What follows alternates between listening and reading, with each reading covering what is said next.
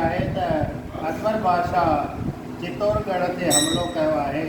सो जेकॾहिं बिना जीत हितां हलिबो त सारे जहान में खुआरी थींदी ऐं जेके हिंदुस्तान जा मुख्य राजाऊं ऐं पहलवान असां भुल हेल ताईं जीतिया आहिनि से पिणु भॼ वठी असांखे हिंदुस्तान मां कढे कढंदा। तंहिं करे तव्हां में केतिरा पढ़ियल ऐं क़ाबिल आहिनि से तव्हीं पाण में गॾिजी का अहिड़ी सलाह ॾियारियो जंहिं करे पंहिंजी जीत थिए। बादशाह जो फरमान ॿुधी हर कंहिं पंहिंजे पंहिंजे पीर बादशाह खे ॿुधायो त फलाणे पीर चङो आहे, जंहिंखे बादशाह बि चवंदो पए वियो त इन्हनि खां वधीक पीर पूॼे वेठा आहियूं।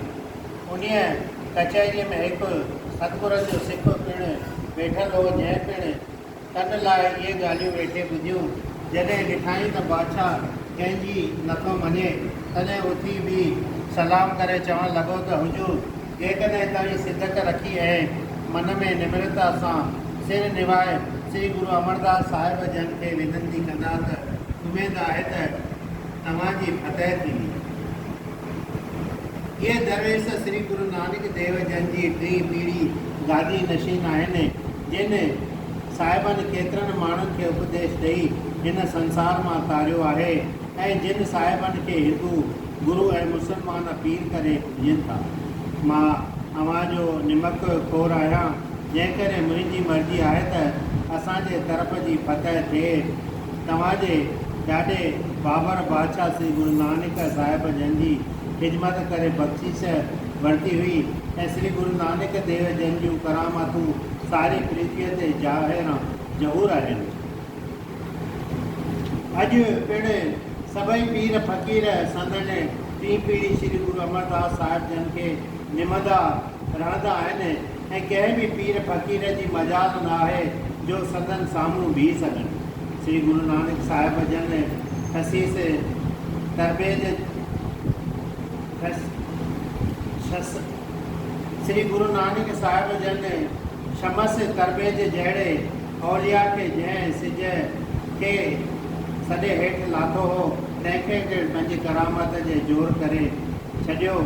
मतिलबु त आउं केतिरनि जा नाला तव्हांखे ॿुधाए सघंदुसि। हू साहिब सारी पृथ्वी घुमी केतिरा वेरान मुल्क आबाद करे केतिरनि बिगड़ियलनि खे सह राह ते आणे ऐं केतिरनि उघाड़नि खे ढके पंहिंजे पवित्र मत गुरु सिखी बख़्शे विया आहिनि। मतिलबु त मुंहिंजी अहिड़ी ज़बान खे का ताक़त न आहे जो वेही संदन गुण तव्हांखे ॿुधाया। तव्हांजे बि केतिरनि झूननि उमरावनि खे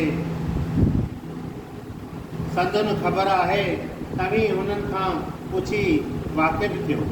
श्री गुरु नानक साहिब जन जो वैकुंठ धाम पधारणण खां पोइ श्री गुरु अंगद साहिब गादी नशीन हुआ ऐं उहे साहिब बि बिल्कुलु गंभीर धीरजमान ऐं हर तरह सिमरत हुआ। हाणे संदन गादीअ ते श्री गुरु अमरदास साहिब आहिनि, जिन साहिबनि जे नामाचार आउं तव्हां ॿुधाए चुको आहे।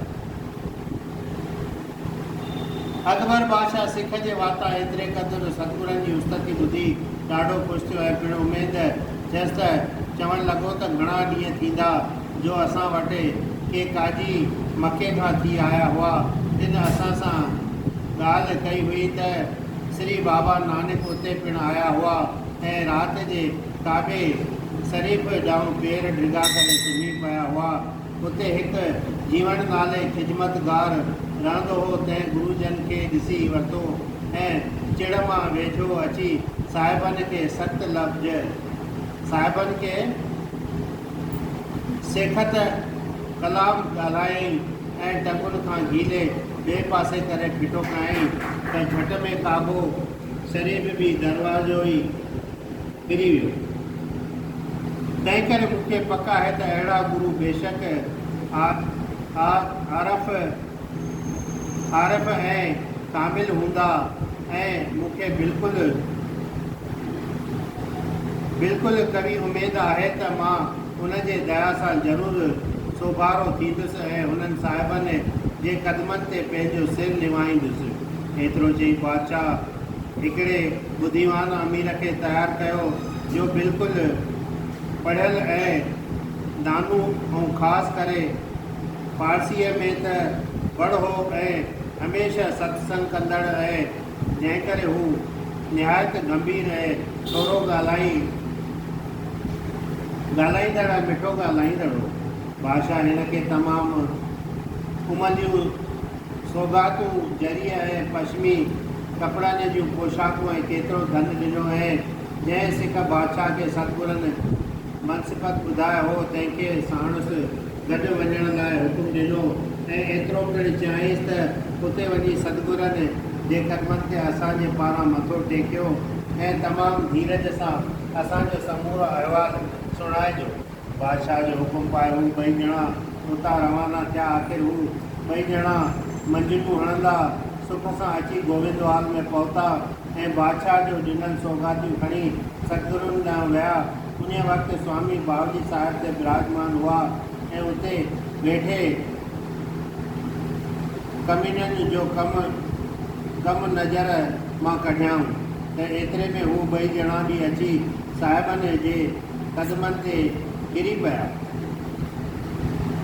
ऐं सभु सौगातूं सतगुरनि जे अॻियां रखी हथ जोड़े दीन मन थी चरना वंदना कयाऊं। सतगुरनि हिननि खां पुछियो त तव्हीं किथां आया आहियो ऐं हेतिरियूं सारियूं क़ीमती भेटाऊं खणी आया आहियो। तंहिं मां सम्झिजे थो त तव्हांजो को गौरव कमु अटकियो थो ॾिसिजे, तंहिंमें जेकी तव्हांजो मन में हुजे सो खोले ज़ाहिर करियो। एतिरो ॿुधी दीवान हथ जोड़े अर्ज़ु कयो त सतगुरु गंभीरनि आवाज़ सतगुरु ग़रीब निवाज शहनशाह अकबर तव्हां पाक साहिबनि जे कदमनि ते हथ रखिया आहिनि ऐं अवां साहिबनि जो हर जाइ नामाचार ॿुधी असांखे तव्हां साहिबनि ॾांहुं मोकिलियो अथसि ऐं घणो सिदक रखी इहे भेटूं तव्हां साहिबनि लाइ ॾिनियूं अथसि। बादशाह साहिब वधीक ई चयो आहे त मूं घणेई पीर फ़क़ीर पुछिया आहिनि लेकिन उन्हनि मां को खड़ तेल कोन निकितो आहे। तंहिं करे आउं हाणे तव्हां पाक गुरुनि जी शरण आयो आहियां ऐं मुंहिंजी लॼ तव्हां खे ई रखणी आहे। हिन वक़्तु बादशाह चित्तौड़गढ़ जे ॿाहिरां जंग जे मैदान में वेठल आहे। उन जंग में बादशाह जा केतिरा पहलवान ऐं आकिल माण्हू राजपूतनि पंहिंजे तलवारनि जे बख वरिता आहिनि ऐं इन करे बादशाह ॾाढो परेशान थो गुज़ारे, छाकाणि त जंग जे मैदान में बिना जीत करण जे बि मोटी दहलीअ ॾांहुं वञणु बिल्कुलु घटिताईअ जी ॻाल्हि आहे।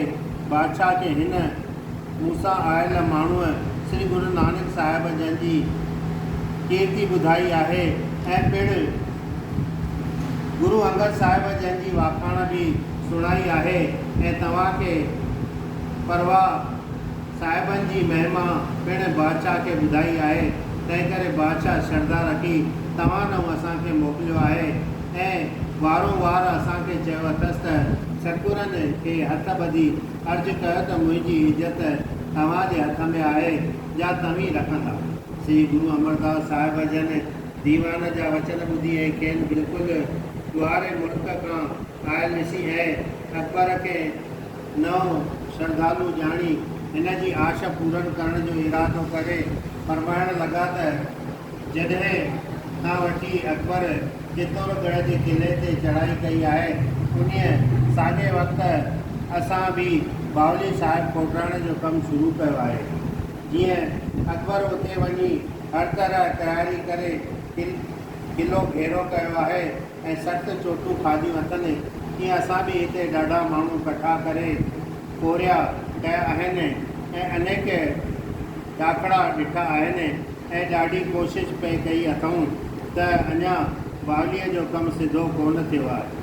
तंहिं करे तव्हीं बादशाह खे वञी चओ त जंहिं महिल बावलीअ जी कड़ टुटंदी तंहिं महिल चित्तौड़गढ़ जो किलो बि भॼंदो, छाकाणि जो ॿई कम हिकु जहिड़ा ॾुखिया आहिनि।